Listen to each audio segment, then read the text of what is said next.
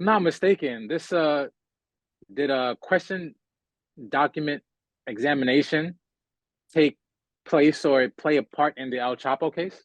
It did. Yes.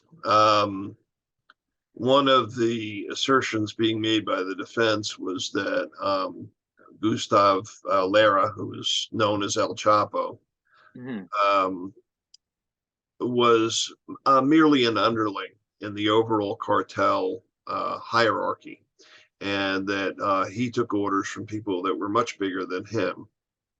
And in order to counter that, the prosecution had a group of letters that he wrote when he was in prison in Mexico. And basically those letters, which were all in Spanish,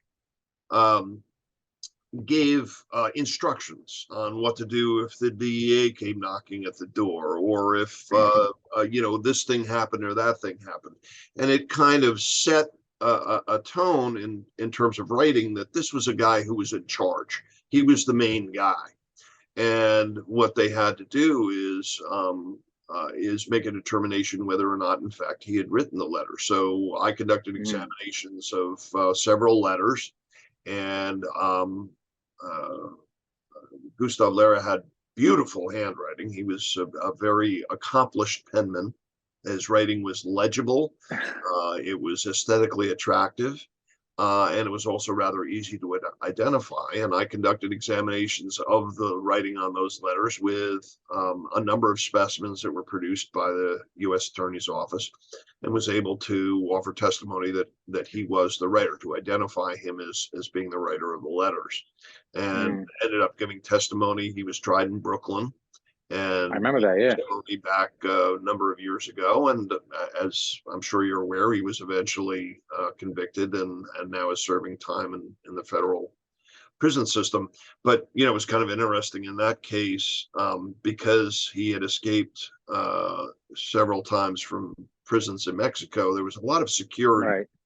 And when I went in to give testimony, I mean, typically I've done work for the U.S. Attorney's Office for many, many years, and in fairly high profile cases. In the original Trade Center bombing, one of the defendants in that case, I gave testimony against mob figures, but I always walked in through the front door of the courthouse, went through security, and went up to the courtroom. In this particular instance, they ordered me to show up at the loading dock behind the Brooklyn Federal Courthouse, and I was escorted up by several armed agents, who then took me to a waiting room.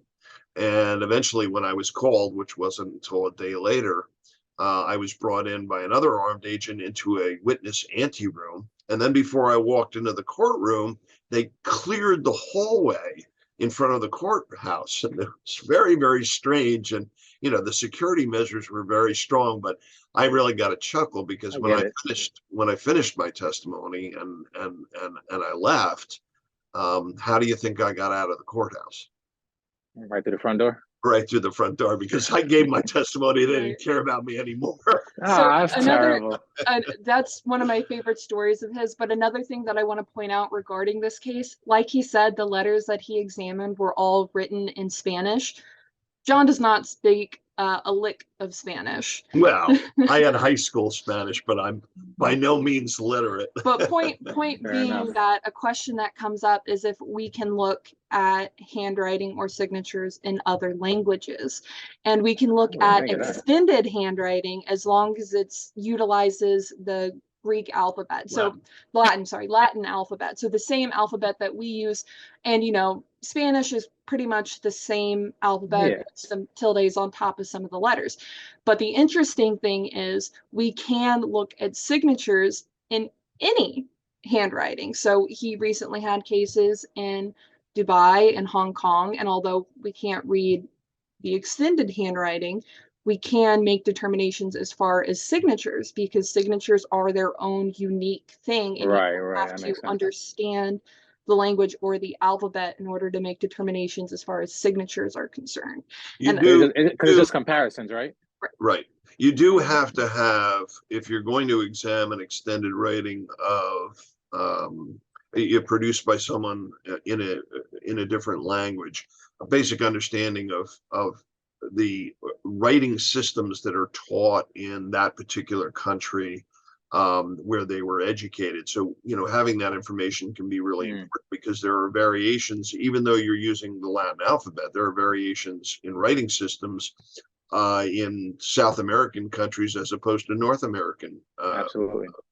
Schools. Right. But I think it's really cool that we're not limited by language when it comes to examining signatures. And I think that's something that a lot of people don't realize that we're capable of. Right. Yeah, I never even thought about the language part. That's shame on me.